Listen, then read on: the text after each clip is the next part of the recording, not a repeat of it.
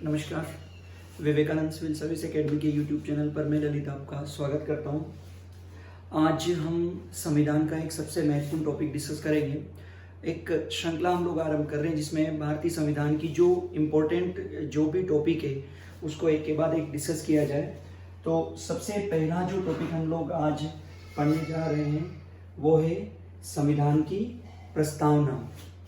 ठीक है, संविधान की प्रस्तावना को आप इस रूप में देख सकते हैं कि जब भी आप कभी भी बाजार से बहुत अच्छी बुक खरीदने के लिए जाते हैं तो उसके शुरू के जो 2 या 3 पेज होते हैं उसमें लेखक के विचार होते हैं, वो उसकी प्रस्तावना होती है। अगर आप उस बुक के उन 2 या 3 पेज को ही आप पढ़ेंगे तो आपको ये बात पता चलेगी कि बुक के अंदर कौन कौन सी इंपॉर्टेंट बातें शामिल की गई है।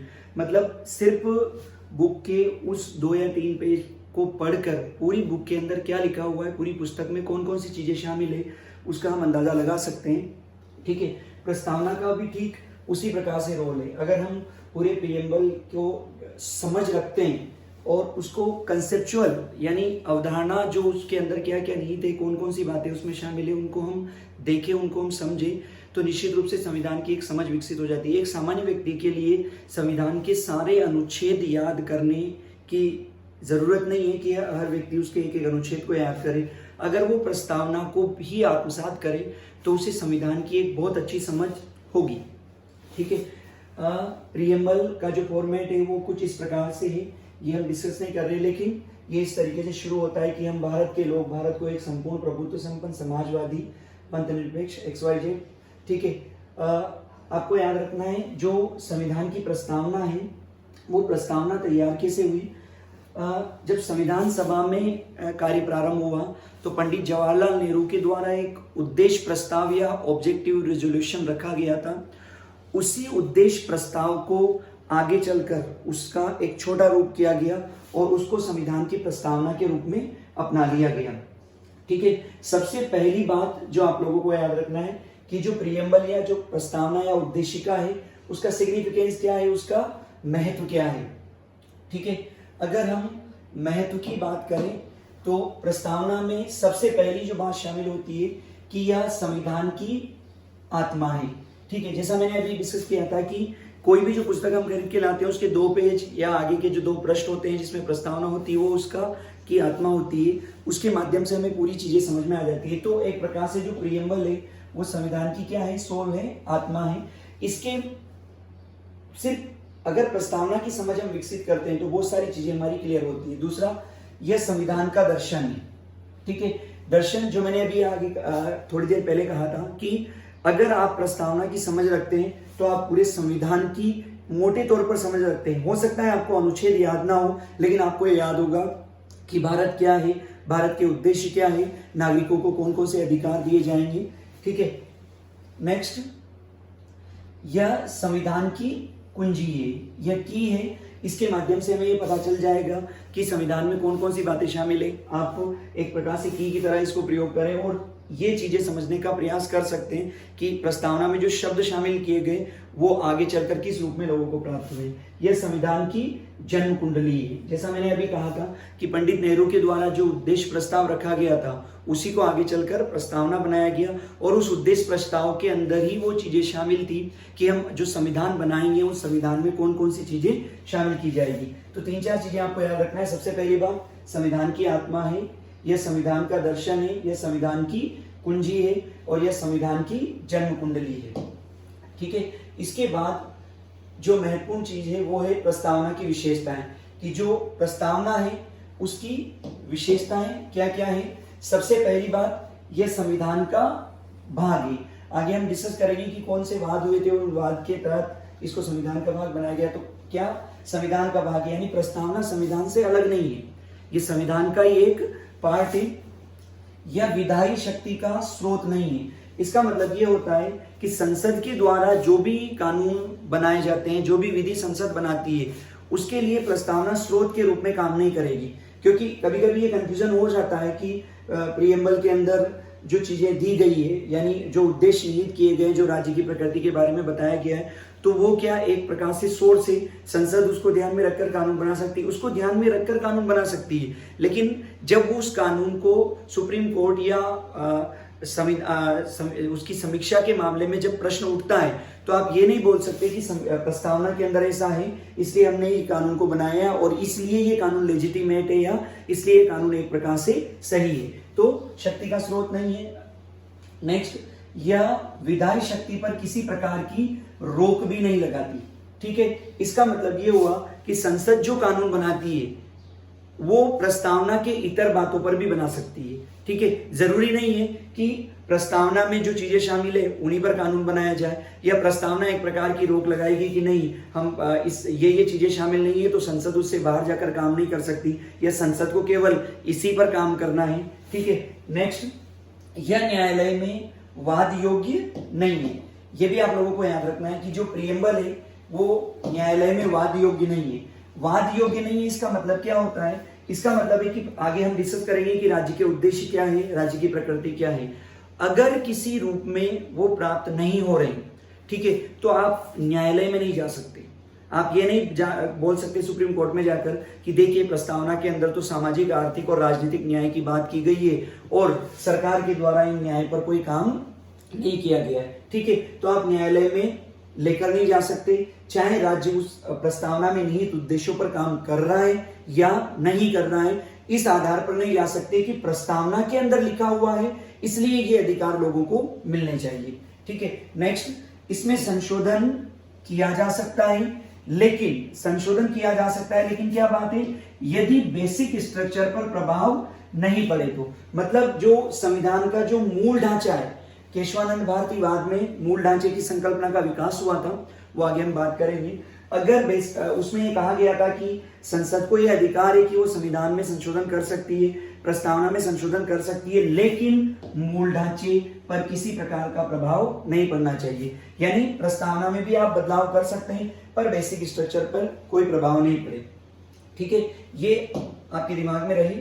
इसके बाद नेक्स्ट आपको याद रखना है कि संविधान का पहचान पत्र है, संविधान का परिचय पत्र है, ये भी आपको पता होना चाहिए। यानी एक प्रियम्बल को समझकर, एक प्रियम्बल को ध्यान में रखकर हम संविधान को के संबंध में थोड़ी सी समझ विकसित कर सकते हैं। ठीक है, अब जो मेन जो पार्ट है वो है कि प्रस्तावना से हमें क्या क्या बातें पता चलती है। सबसे जो इंपॉर्टेंट है कि यह सत्ता या शक्ति का स्रोत बताती है कि हमारी जो पूरी शासन व्यवस्था है उसमें जो राज्य की शक्ति होगी, सरकार की शक्ति होगी, उसका सोर्स क्या है। यानी इतनी सारी पावर सरकार या राज्य को कहां से मिल रही है, तो वो है भारत के लोग।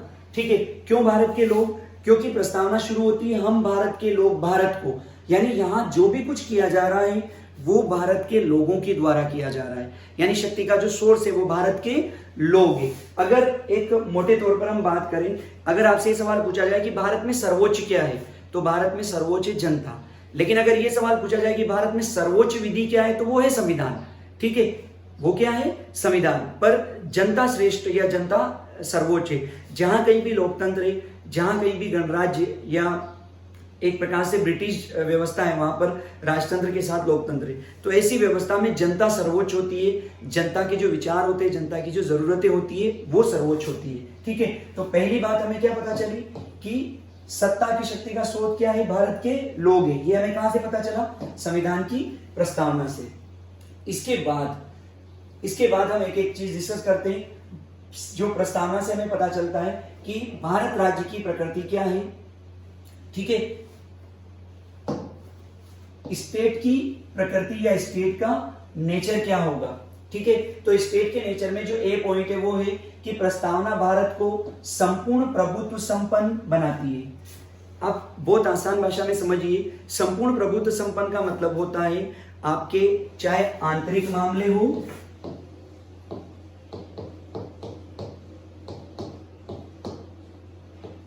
ठीक है, या आपके चाहे कौन से बाह्य मामले हो, इन मामलों में किसी भी अन्य देश के द्वारा हस्तक्षेप नहीं किया जाएगा। ठीक है, यानी देश अपने आंतरिक और बाह्य मामलों में स्वतंत्र है। जब भी आप संपूर्ण प्रभुत्व संपन्न शब्द का प्रयोग करते हैं तो उसका सीधा सा अर्थ होता है एक लाइन में कि आप आंतरिक और बाह्य मामलों में नीति बनाने में स्वतंत्र है, किसी अन्य देश का हस्तक्षेप स्वीकार नहीं किया जाएगा। लेकिन देखिए, वर्तमान समय में जब ग्लोबलाइजेशन का दौर है, वैश्वीकरण की नीतियां अपनाई जा रही है, विभिन्न देशों की अर्थव्यवस्थाएं एक दूसरे से जुड़ रही है। ठीक है, अगर हम उदाहरण लेके बात करें तो भारत की अर्थव्यवस्था आज अमेरिका के साथ जुड़ रही है, अमेरिका की अर्थव्यवस्था भारत के साथ जुड़ रही है, चीन की अर्थव्यवस्था भारत के साथ जुड़ रही है, भारत की अर्थव्यवस्था चीन के साथ जुड़ रही है। ऐसी स्थिति में व्यवहारिक रूप में एक बात ध्यान देना, सैद्धांतिक रूप से यही बात सही है, लेकिन व्यवहारिक रूप से कोई भी देश वर्तमान समय में संपूर्ण प्रभुत्व संपन्न नहीं रहा। प्रभुत्व संपन्न है पर संपूर्ण प्रभुत्व संपन्न नहीं रहा। हम जो नीतियां बनाते हैं कहीं ना कहीं वो नीतियां प्रभावित भले ही दूसरे देश से नहीं होती है, लेकिन हमें इस बात का ध्यान अवश्य रखना होता है कि जो नीति हमारे द्वारा बनाई गई है उस नीति का बहुत ज्यादा नकारात्मक प्रभाव यूएसए के ऊपर तो नहीं पड़ रहा है, क्योंकि हमारे लाखों की संख्या में लोग वहां काम कर रहे हैं, हमारी एक अर्थव्यवस्था वहां से जुड़ी हुई है। इसी प्रकार से जब अमेरिका नीतियां बनाता है तो अमेरिका को भी इस बात का ध्यान रखना पड़ेगा या यूएसए को भी इस बात का ध्यान रखना पड़ेगा कि हम उनके द्वारा बनाई गई नीति का भारत के ऊपर बहुत ज्यादा नकारात्मक प्रभाव तो नहीं पड़ रहा है। और आपने देखा भी होगा बहुत सारी नीतियां बनती है, विरोध किया जाता है और उसके बाद में उनको वापस ले लिया जाता है। क्यों ऐसा? जब आप संपूर्ण प्रभुत्व संपन्न है तो ऐसा क्यों हो रहा है? क्योंकि आप एक प्रकार से एक म्यूचुअल अंडरस्टैंडिंग डेवलप कर रहे हैं कि हाँ आपके ये हित है हम इनका ध्यान रखेंगे, हमारे ये हित है आप इनका ध्यान रखिए, और इससे कोई आपकी संप्रभुता प्रभावित नहीं होती है। एक प्रकार से आपसी जो विकास है उसको बढ़ावा मिलता है। ठीक है, लेकिन फिर भी व्यवहारिक रूप में याद रखना है कि अब धीरे धीरे जो संपूर्ण प्रभुत्व संपन्न की अवधारणा है वो कहीं ना कहीं कमजोर पड़ रही है। हाँ, पर जब भी कभी जैसे मान लीजिए हमारे कश्मीर का मुद्दा हुआ या इससे पहले कुछ दिन पहले भारत में जैसे कश्मीर के मुद्दे के साथ साथ जो भी आंतरिक अशांति या इससे रिलेटेड जब चीजें होती है, विरोध लोग कर रहे हैं, नक्सलवाद जैसी समस्या बढ़ रही है या नॉर्थ ईस्ट में अलगाववाद की जो चीजें थी, तो उससे हम कैसे नियंत्रण में लेंगे, उसमें किसी अन्य देश का हस्तक्षेप होता था तो हम अस्वीकार कर देते थे या हम कहते थे ये हमारा आंतरिक मामला है, इसमें आप हस्तक्षेप नहीं करेंगे। तो इस टाइप की चीजें आ सकती है। या फिर सिटीजनशिप अमेंडमेंट बिल आया, अमेरिका की जो अलग अलग एजेंसियां हैं उन्होंने अलग अलग बातें कही, यूएन की कुछ एजेंसियों ने बातें कही, हमने नकार दिया।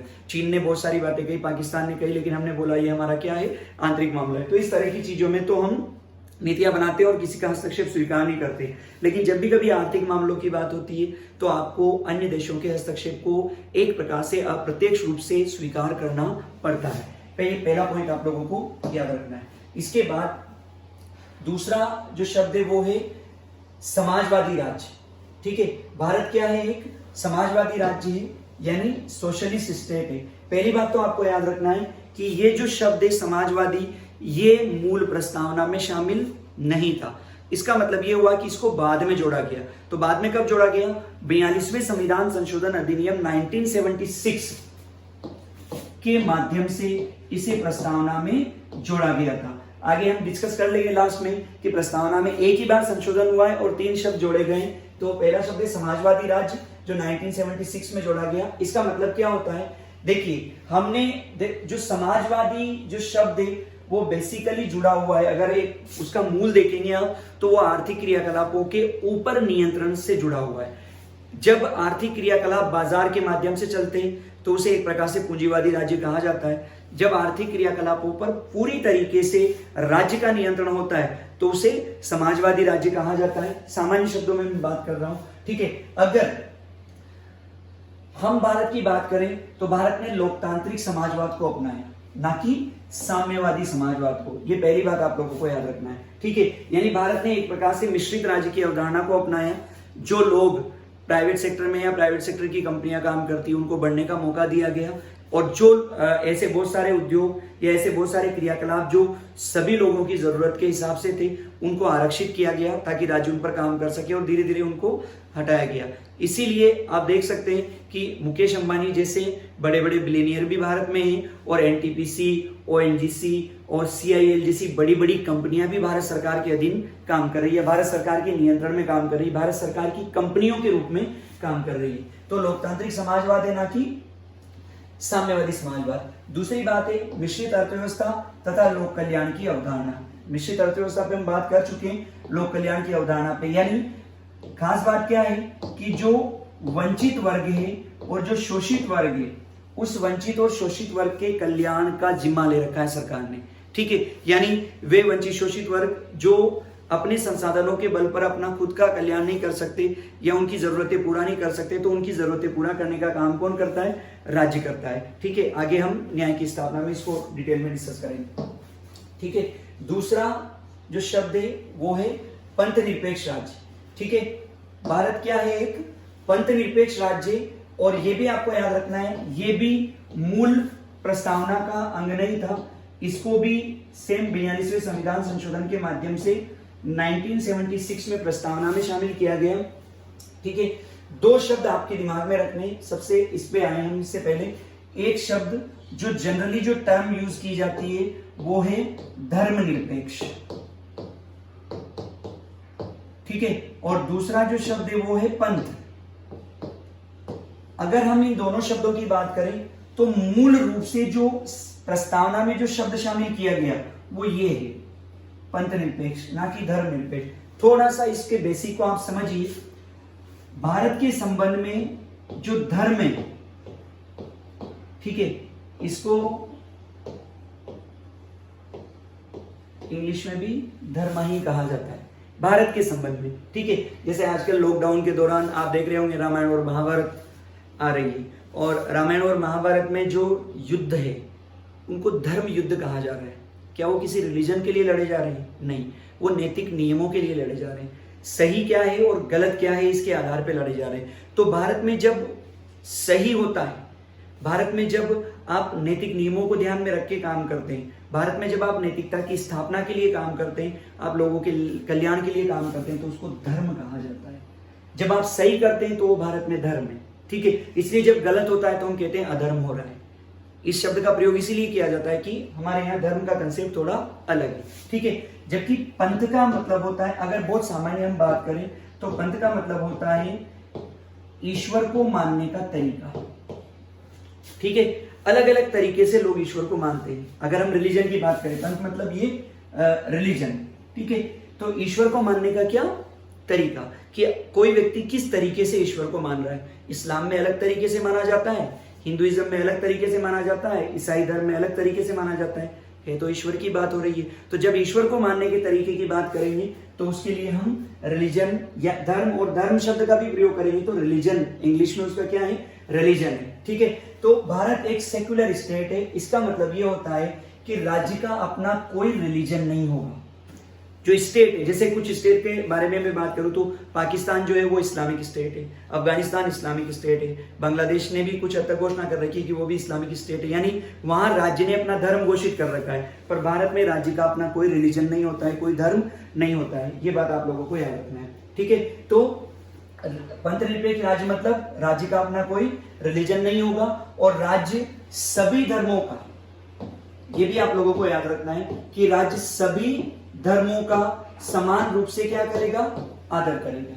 ठीक है, ये भी दिमाग में बात रहे, राज्य सभी धर्मों का समान रूप से आदर कर रहा है। इसका मतलब ये हुआ कि जब आप राज्य की शरण में जाएंगे तो ये नहीं कहेगा कि नहीं पूरी तरीके से सेकुलर स्टेट है, आप जाइए। ठीक है, इसलिए हमारे यहाँ इसको कहा जाता है कि हमने पंथ निरपेक्षता को तो अपनाया है, लेकिन पंथ निरपेक्षता किस प्रकार की है? सकारात्मक पंथ निरपेक्षता। सकारात्मक पंथ निरपेक्षता का मतलब यह हुआ कि जब किसी व्यक्ति को उसके धार्मिक मामलों में कार्य करने से किसी प्रकार की असुविधा होती है, या समुदाय विशेष को उसके धार्मिक क्रियाकलापों को करने से रोका जाता है, जिससे आपकी कानून व्यवस्था और इन पर प्रभाव नहीं पड़ रहा है और वो अपने धार्मिक कार्य कर रहा है और उसको रोका जा रहा है, तो राज्य सुरक्षा प्रदान करेगा। अगर नकारात्मक पंथ निरपेक्षता होती तो राज्य बोल देता कि हमने सेकुलरिज्म को अपनाया हुआ है, धर्म आपका व्यक्तिगत मामला है, हमें कोई लेना देना नहीं। बट ऐसा नहीं होता।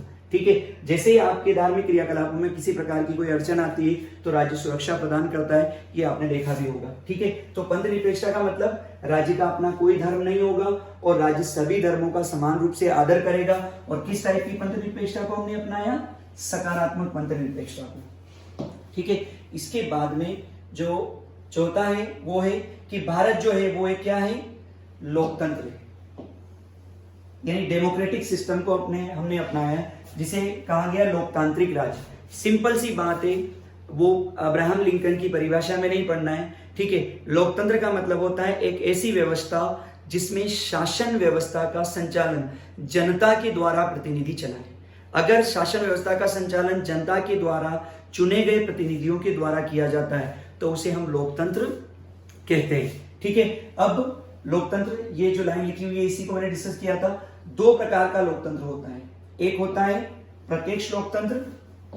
ठीक है, प्रत्यक्ष लोकतंत्र का मतलब होता है कि जो जनता है वो नीति के निर्माण में सीधी भागीदारी करती है, यानी क्यों कौन सी नीति बनेगी, कौन सी नीति नहीं बनेगी, इसमें जनता की भागीदारी होती है। अब इसके लिए कौन कौन से तरीके अपनाए जाते हैं, जैसे स्विट्जरलैंड या यूरोप के जो छोटे छोटे देश है उसमें आपने सुना होगा वहां जनमत संग्रह जैसी अवधारणा पाई जाती है, यानी सरकार कोई निर्णय नहीं कर पाती है तो सरकार क्या करती है, जनमत संग्रह के लिए चली जाती है। जब जनमत संग्रह होता है और 50% से अधिक लोग ये बोलते हैं कि ये कार्य करिए आप, तो उस कार्य को सरकार के द्वारा किया जाता है। ठीक है, तो इसे क्या कहा जाता है, प्रत्यक्ष लोकतंत्र कहा जाता है। दूसरा होता है अप्रत्यक्ष लोकतंत्र। अप्रत्यक्ष लोकतंत्र में क्या होता है, जो नीति बनती है उस नीति के निर्माण में जनता की प्रत्यक्ष भागीदारी नहीं होती। जनता अपनी सरकार चुन लेती है, वो चुनी हुई सरकार जनता के लिए नीति का निर्माण करती है, इसको अप्रत्यक्ष लोकतंत्र कहा जाता है। भारत ने इस अप्रत्यक्ष लोकतंत्र की अवधारणा को ही अपनाया है। ठीक है, इसके पीछे भी बहुत सारे कारण हैं। जैसे अगर भारत में प्रत्यक्ष लोकतंत्र की अवधारणा को अपनाया जाता तो हर बार जब आप कोई निर्णय नहीं ले पाते तो आप जनमत संग्रह कराते, और जनमत संग्रह का मतलब होता है एक बड़ा चुनाव। ठीक है, भारत एक बड़ी आबादी वाला देश है, बड़ी जनसंख्या वाला देश है, और यहाँ जनमत संग्रह जैसी चीजें नहीं हो सकती। दूसरी बात, जनमत संग्रह वहां बहुत कामयाब या बहुत सफल रहती है जहां पर लोग मुद्दे की पूरी तरीके से समझ रखते हैं। ठीक है, यानी क्या मुद्दा है, सरकार क्या चाह रही है, हम क्या चाह रहे हैं, ठीक है, और क्या होना चाहिए, पूरी वैश्विक व्यवस्था की क्या डिमांड है, या हमारी कम से कम हमारे देश की क्या डिमांड है, उसकी लोग समझ रखते हैं। ऐसी स्थिति में अगर आप जनमत संग्रह कराएंगे तो आप सफल रहेंगे। लेकिन जहां आप देख रहे हैं जाति के आधार पर, धर्म के आधार पर कहीं ना कहीं विभाजन पाया जाता है, या एक बड़ा वर्ग जो है वो निर्णय धर्म, जाति या इनके आधार पर लेता है, तो ऐसी स्थिति में जनमत संग्रह जैसी चीजों के लिए आप जाएंगे तो आपको बहुत सारी समस्याएं हो सकती है। इसलिए भारत जैसे देश के लिए, बड़ी आबादी, एक विविधता वाले देश के लिए प्रत्यक्ष के स्थान पर अप्रत्यक्ष लोकतंत्र जैसी अवधारणा ही सही है। ठीक है, तो लोकतंत्र मतलब जब शासन व्यवस्था का संचालन जनप्रतिनिधि करे, और हमने कौन सा, एक प्रकार से अप्रत्यक्ष लोकतंत्र की अवधारणा को अपनाया है।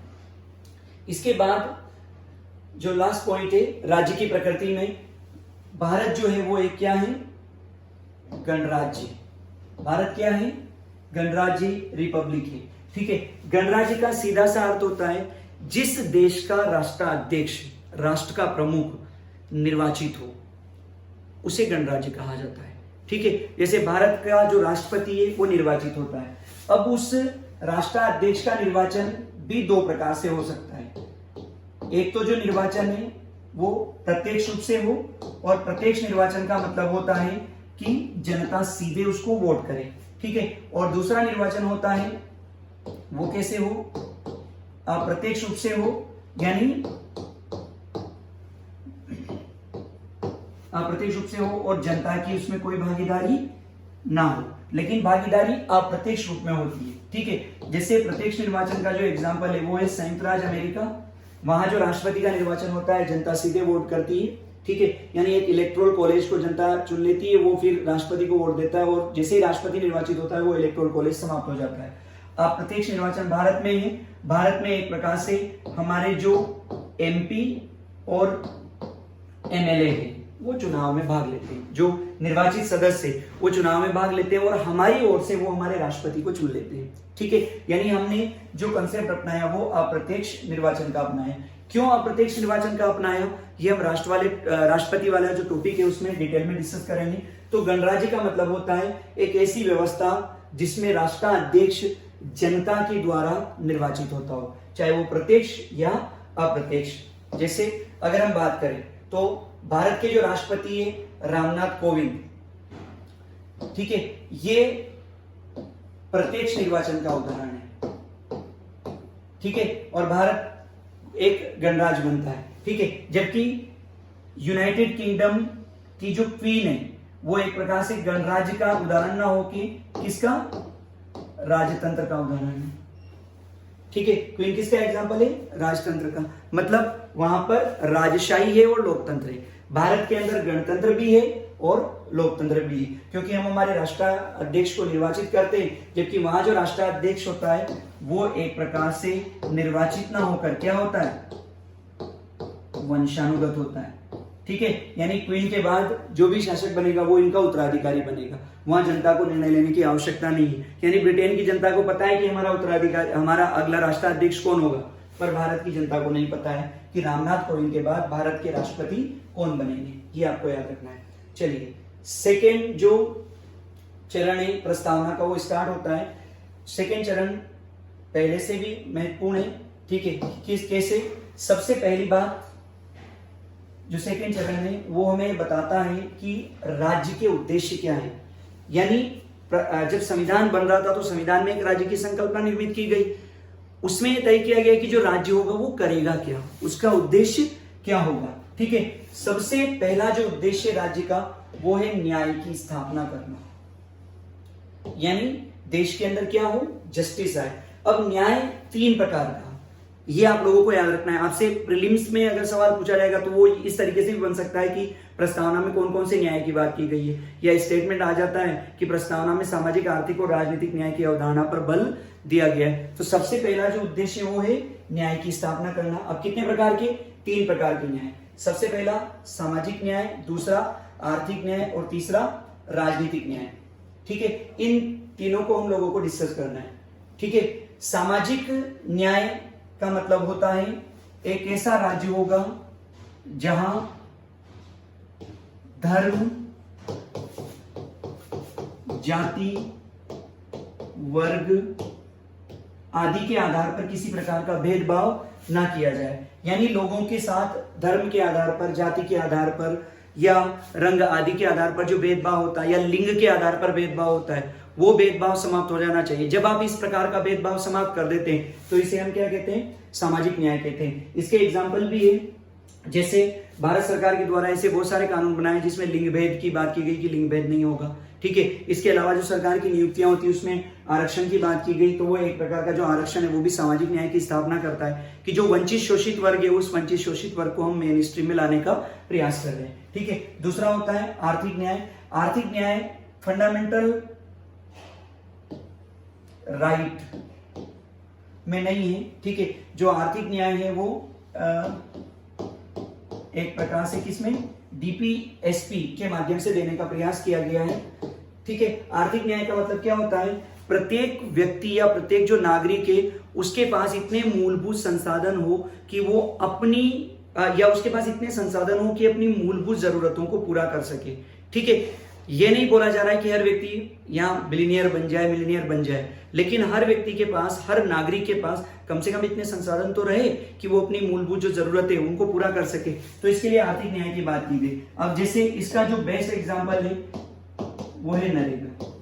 ठीक है, जिन लोगों के पास काम नहीं है हमने उनके लिए काम की व्यवस्था की, किसके माध्यम से? नरेगा के माध्यम से। ठीक है, इसके अलावा और भी तरीके, जैसे एक पेंशन दी जाती है वो सामाजिक न्याय भी है, आर्थिक न्याय भी है। वृद्धावस्था पेंशन है, विकलांगता पेंशन है। इसके अलावा जो अन्य प्रकार की जो व्यवस्था की गई है, यदि जॉब नहीं लग रही है, आप ग्रेजुएट हो गए और उसके बाद में अगर आपको बेरोजगारी भत्ता सरकार के द्वारा एक प्रकार से दिया जा रहा है तो वो सामाजिक न्याय भी है और आर्थिक न्याय भी है कि कहीं ना कहीं जो बेसिक नीड है वो पूरी की जा सके। ठीक है, दूसरा होता है राजनीतिक न्याय। तीसरा राजनीतिक न्याय।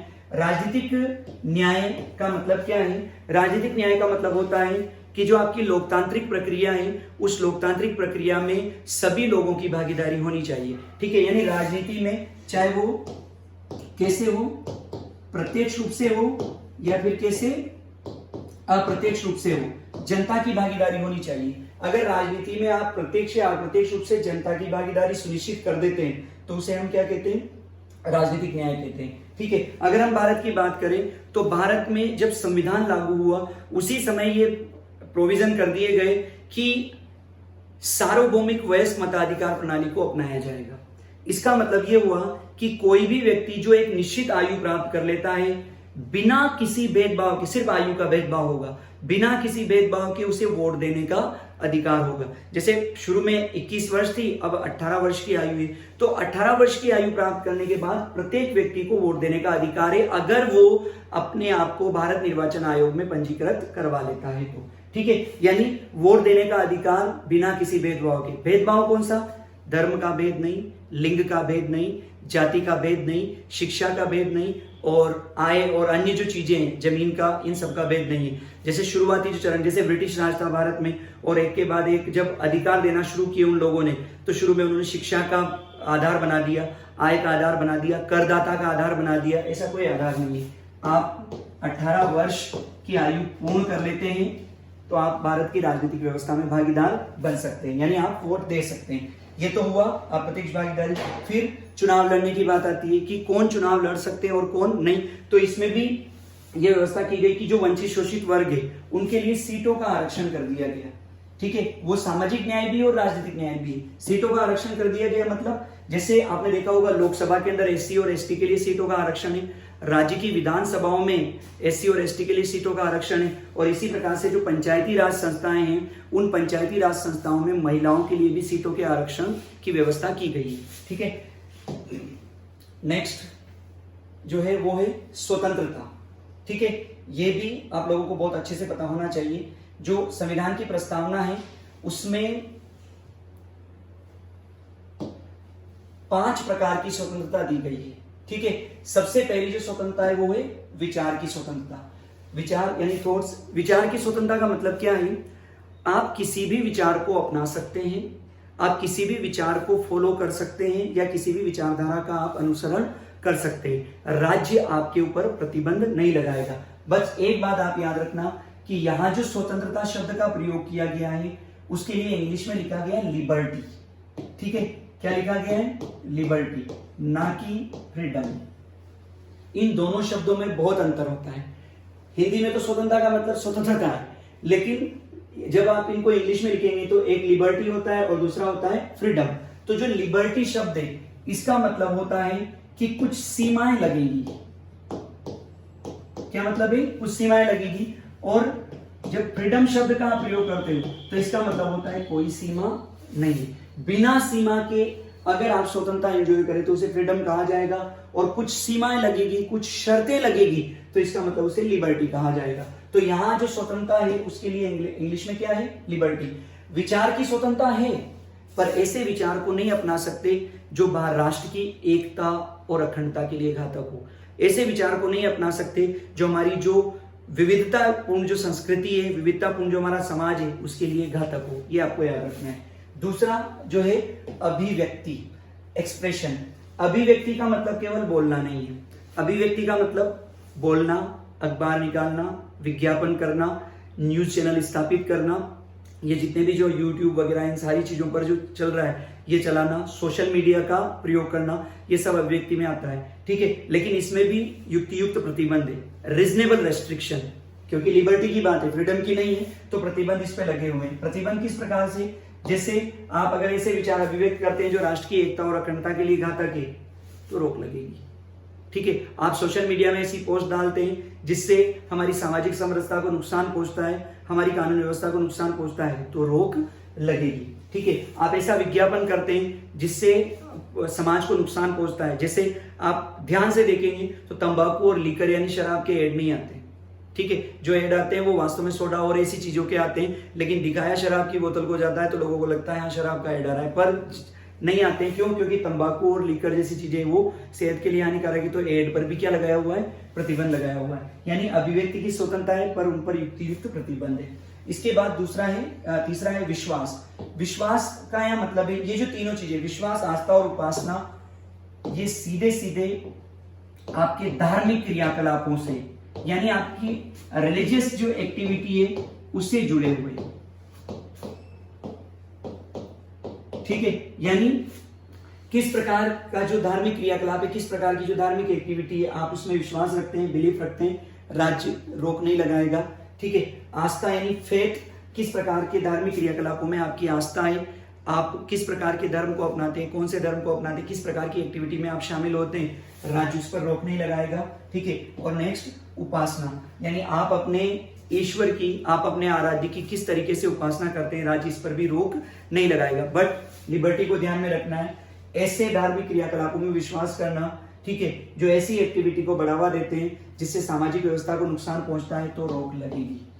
इस धार्मिक क्रियाकलापों को अपनाने के क्रम में जबरदस्ती धर्म परिवर्तन करवाना, लोगों के ऊपर दबाव बनाकर धर्म परिवर्तन करवाना, अगर ऐसी चीजें करेंगी तो भी रोक लगेगी। ठीक है। उपासना के ऐसे तरीके जो स्वास्थ्य के लिए घातक हो, उपासना के ऐसे तरीके जो पूरे समाज को नकारात्मक रूप में प्रभावित कर सकते हैं, तो रोक लगेगी। ये बात आप लोगों को याद रखना है। यानी इनको भी कहीं ना कहीं मानव स्वास्थ्य और लोक व्यवस्था के दायरे में रखा गया है। यानी लोक व्यवस्था को आधार बनाकर और मानव स्वास्थ्य को आधार बनाकर आपके इन क्रियाकलापों पर रोक लगाई जा सकती है। यानी आपको ये अधिकार तो प्राप्त है, लेकिन ये फ्रीडम के रूप में प्राप्त नहीं है, लिबर्टी के रूप में प्राप्त है।